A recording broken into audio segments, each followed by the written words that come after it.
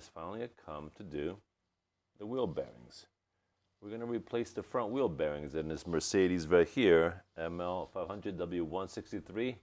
It's starting to create a whoa, whoa, whoa, whoa, whoa noise, and it's inducing vibration at the steering wheel. So we're going to replace these. Let's get started. First things first, we jack up the front end of the car and we remove the wheels. Now that the wheel is off, we're going to work on removing the caliper.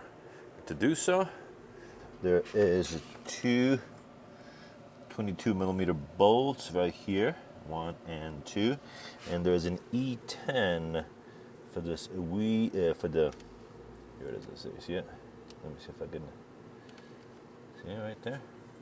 This is for the wheel speed sensor, and we're going to remove also this 10mm bolt right here that clamps this whole harness to the, I think it's called the spindle, this component right here. So caliper 22mm, E10 and 10mm up here, and then we're going to hang with a wire hanger, a coat hanger. We're going to hang the caliper over here. Now mind you, I did say it would be good to use an impact if you have one, such as this one right here, impact wrench, but don't use an impact on the small hardware, such as this 10mm bolt right here and the E10 down here. We've removed the caliper out of the way. Obviously, be gentle, make sure you don't break any of this stuff, and like I said, take lots of pictures. I don't know if I said this before, but I'm going to say it now. Take lots of pictures so you know how things are routed around this area right here. Also, the two bolts were actually, 21mm, not 22mm. All right, so we got the caliper out of the way, and we're now moving on to removing the rotor, and this is a size 5 Allen key. Let's do that. The rotor is removed, and we now proceed to the last phase to remove this whole hub. This is a 34 millimeter nut. You're gonna have to remove it with an impact right there. 22mm for the tie rod, 19mm nut on top here, and 22mm on the bottom here on the inside right there. You see it? Right there for the bottom of the ball joint to remove the rest of this part here. So that's, once this part is out, we can press out the bearing, and the hub is out. Here it is right here. I'm going to bring this now to a friend to press out the wheel hub and then the bearing. Now, because the wife took the car, I'm going to have to put this under the seat of the trusted Vespa.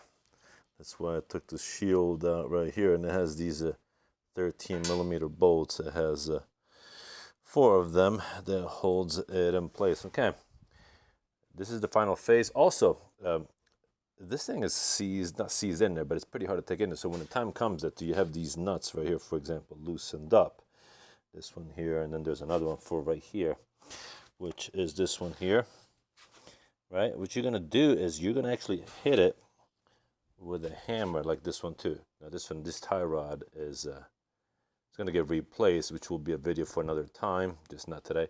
You're going to hit it right on the side of the hub here with a hammer, like this one right here. You're gonna, for the tie rod, you're going to hit it right here, and it'll loosen it up.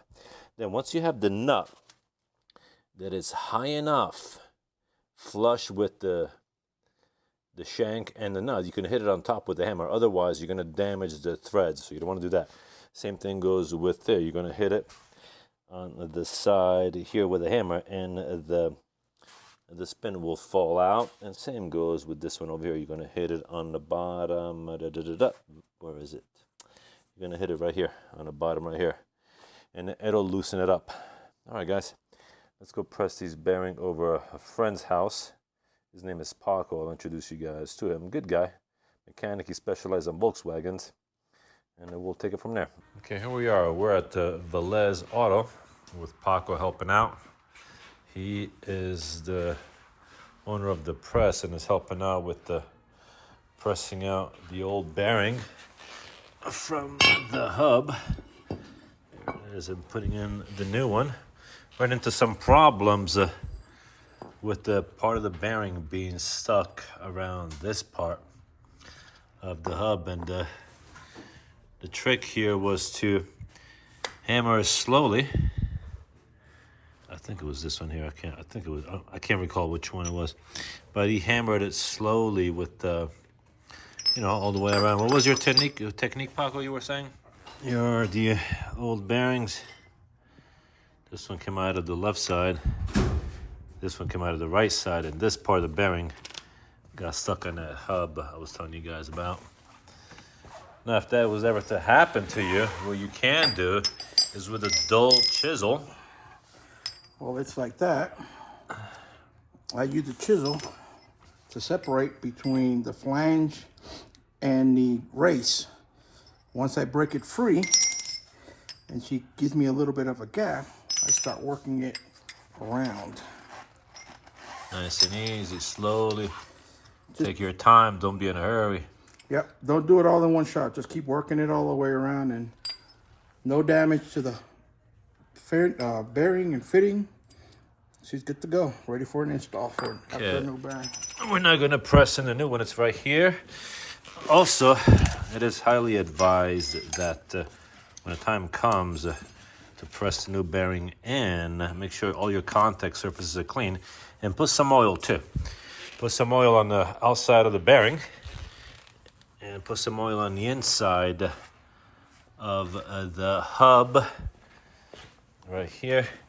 Put some oil on the inside here where the bearing goes in, and some around here as well.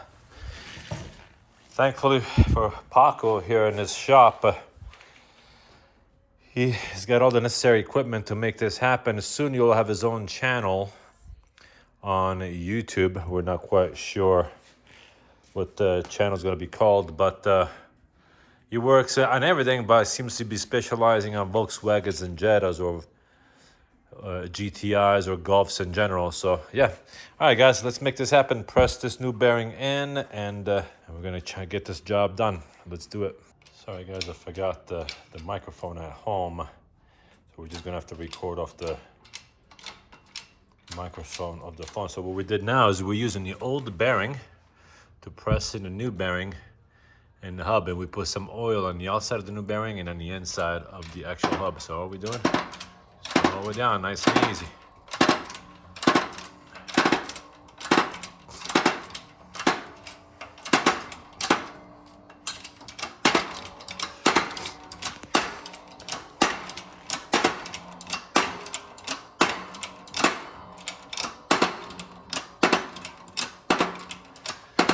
The bearing will come to a point where it's going to stop, and that's because of the lip that it's on the inside of the hub. Will tell you how far down you could go. And we are there right now. Okay, hopefully you can hear me. It's a little loud outside because it just started pouring rain.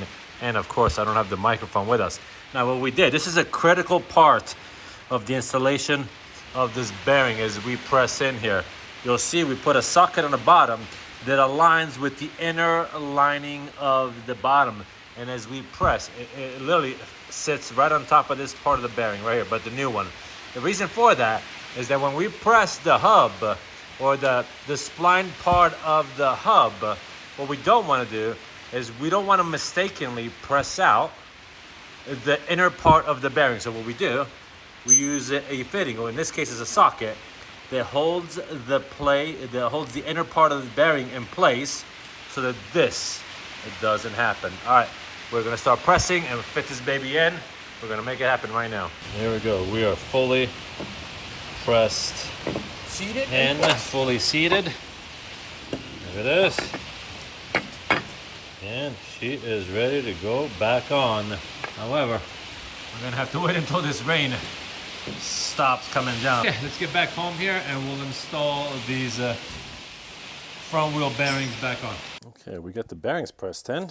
That was done at Paco's shop, as we talked about earlier. Now it's time to reinstall these hubs back on. Now, I do recommend you guys pick up a set of these. These are called thread files, just in case, as I have done, in the attempt of hammering the axle out from the back of, hammering the back of the hub, you end up bending the threads. And what these files do, you can file literally along the threads and reshape the threads. I believe the pitch on this is 1.5, so I'm going to do that before all this goes back together. And we're also going to apply some copper high temp lubricant on the splines of the shaft. So when this comes out again, because this will come out again, since it looks like I'm going to have to do these lower ball joints. They have a little bit of play on them, so being that I'm going to have to do the ball joints, I might as well put some lubricant on the spline. And this one looks like it's starting to deteriorate. The boot is starting to deteriorate as well. So, look for a video coming soon when it comes to these tie rods. I mean, even though the inner one is still good, there's no play. It's still, the outer ones are going to get replaced. I might as well replace the inner one too. Please, guys, before I put this back together, consider subscribing to this channel, as it will give me the opportunity to help you guys help me out, and it becomes a win-win for everybody. And I enjoy doing this. I really do enjoy doing this. Okay, let's put this back together. First, let's file these threads with a 1.5 pitch count. So this way, this nut goes right back on properly, because right now it's definitely not going on at all. All right, let's do it. All right, guys, the hub is in. It's a 19 millimeter on top, the nut in the back right here. And you're going to need an 8 millimeter. Here it is right here.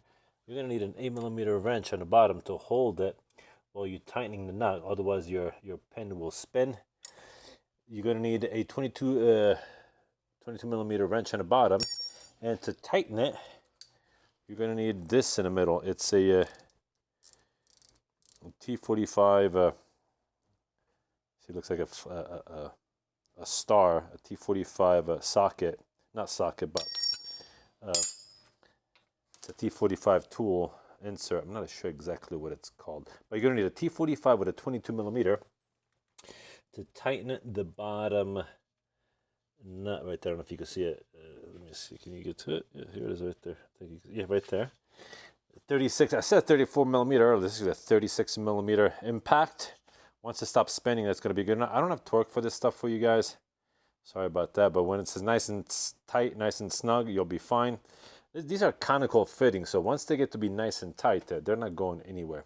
All right, so like I said, 19 millimeter on top with an 8 millimeter wrench to hold the pen from spinning. 22 millimeter with a T45 that looks like this, and a 22 millimeter on the bottom with also with a T45. 36 millimeter. And now we're going to put the shield, this one here, with a 13 millimeter bolts. We'll put the shield in the back, we'll put the rotor on, and then we'll put the caliper on. Final touches on the job are the 10 millimeter bolt here to fasten a harness to the wheel hub, and the E10, let me see if we can get you a light down the E10 down here for the wheel speed sensor, and the job is done. One thing, the very bottom bolt joint you will be able to fully install without installing the shaft through the hub. So once you have that tightened, if you put the shaft through the hub before you put the bottom, you finish to fully tighten the bottom bolt joint, you're not going to be able to properly do the job with some basic wrenches and other tools. Also, don't forget to put some anti-seize lubricating compound, such as the label fell off. Probably some C5A or equivalent. It's a copper lubricating anti-seize. Put it on the splines of the shaft when the time comes to do this job again. And what we did here on the left side, guys, you're going to do it on the right side as well. It's not that bad of a job at all. Just got to pay attention, be meticulous, attention to detail, and that is all. I hope this video was of help to you guys. As always, subscribe to the channel will be of great help to me so that I can help you. Give it a thumbs up, share with your friends, and we will see you at the next video. Take care.